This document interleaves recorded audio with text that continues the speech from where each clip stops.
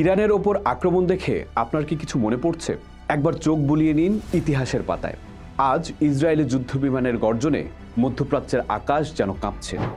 তেমনি কেঁপেছিল 2003 সালে। সেই সময় ছিল ইরাক। আজ সেই পুরনো নাটকেরই নতুন মঞ্চায়ন, শিরোনাম বদলে গেছে, কিন্তু বদলায়নি কাহিনী। ইরাকের পুনরাবৃত্তি। 2003 সালে একটি মিথ্যা গল্প, গণবিধ্বংসী অস্ত্রের ভয় দেখিয়ে ইরাককে ধ্বংস করে দেওয়া হয়েছিল। তখন সংবাদ মাধ্যম, রাজনীতিক এবং তথাকথিত বিশ্বনেতারা সকলে মিলে সেই আগ্রাসনের সুরে গলা মিলিয়েছিলেন।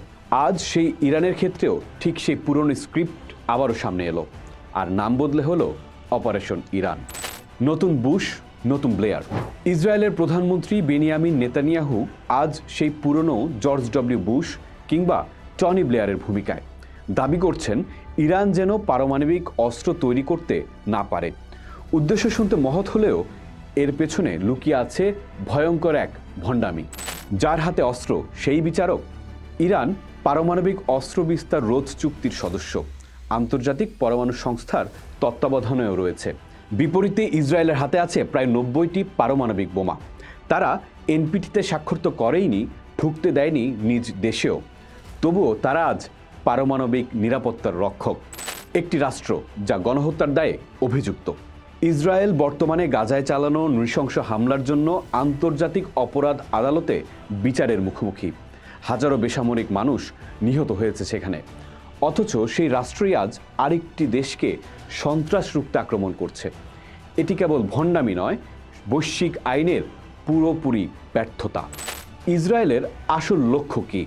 নেতানিয়াহুর উদ্দেশ্য দুটি: ইরানের পরমাণু সক্ষমতাকে ধ্বংস করা এবং ইরানের সরকারের পতন ঘটানো। কিন্তু দুটোই প্রায় অসম্ভব, কারণ ইরানের পরমাণু স্থাপনাগুলো মাটির অনেক গভীরে, আর বাংকার বিরোধী অস্ত্র ইসরায়েলের হাতে নেই। এমনকি যুক্তরাষ্ট্র তা দিতে নারাজ। বিদেশি আগ্রাসনের প্রতিক্রিয়া কি হয়? ইতিহাস বলে বিদেশি হামলা জনগণকে ঐক্যবদ্ধ করে। ইরানিরা সরকারের বিরুদ্ধে নয়, বরং ইসরায়েলের বিরুদ্ধে আরও র্যাডিক্যাল হয়ে উঠতে পারে। আর এই আগ্রাসন কট্টরবাদীদের হাতে পারমাণবিক বোমা প্রয়োজন যুক্তিকে আরও শক্তিশালী করে তুলতে পারে। যুক্তরাষ্ট্রের ভূমিকা আরেকটি জুয়া। নেতানিয়াহুর একটি বড় লক্ষ্য হলো যুক্তরাষ্ট্রকে এই যুদ্ধে টেনে আনা। এই খেলায় স্বল্পমেয়াদী পারমাণবিক আলোচনার পথ বন্ধ হয়ে যাবে, আর দীর্ঘমেয়াদে ইসরায়েল নিজেই পড়বে বিপর্যয়ে। আন্তর্জাতিক বিরোধ বেড়ে যাবে বহু গুণে। ইরাকের প্রেতাত্মা ফিরছে। সাদ্দাম পতনের পর ইরাকে যা হয়েছিল, গৃহযুদ্ধ, সন্ত্রাস, আইএসের উত্থান, ঠিক সেই অনিশ্চয়তার মুখেই ঠেলে দেওয়া হচ্ছে ইরানকে।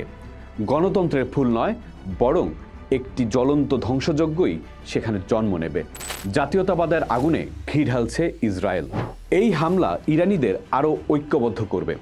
জাতীয়তাবাদের ঢেউ উঠবে সেখানে। জনগণ বলবে, দেখলে তো, আমাদের বাঁচতে হলে পারমাণবিক অস্ত্র দরকার। নেতানিয়াহু কট্টরবাদীদের হাতে তুলে দিলেন এক ভয়াবহ অজুহাত: আন্তর্জাতিক প্রতিষ্ঠানের প্রতি চূড়ান্ত অবজ্ঞা। একটি রাষ্ট্র যদি গণহত্যার দায়ে অভিযুক্ত হয়েও পারমাণবিক অস্ত্র নিয়ে আরেকটি দেশকে আক্রমণ করতে পারে, তাহলে IAEA, NPT কিংবা আন্তর্জাতিক আইন সবই হয়ে পড়ে একরকমের প্রহসন। নিয়মভিত্তিক বিশ্ব ব্যবস্থা কাদের জন্য? বিশ্ব, বিশেষত গ্লোবাল সাউথ এখন সব স্পষ্ট দেখতে পাচ্ছে। নিয়ম কেবল দুর্বলদের জন্য, শক্তিধরদের জন্য নেই কোনো দায়বদ্ধতা। পশ্চিমা দেশের নৈতিক কর্তৃত্ব আজ ধ্বংসের দ্বার প্রান্তে। এটি কেবল ইরানের লড়াই নয়, এটি একটি বৃহত্তর ভণ্ডামির বিরুদ্ধে অবস্থান নেয়ার সময়। ইরাক নিয়ে মিথ্যাচার বিশ্বকে এক দীর্ঘ বিভীষিকায় ঠেলে দিয়েছিল। এবার ইরান নিয়ে যদি একই খেলা আবারও হয়, এর পরিণতি আরও ভয়ঙ্কর হবে। চুপ থাকা মানে আপোষ নয়, প্রশ্ন তোলা এখন সবচেয়ে জরুরি দায়িত্ব। পোস্ট দেখুন, ভাবুন, করুন, থাকুন পোস্টের সাথে।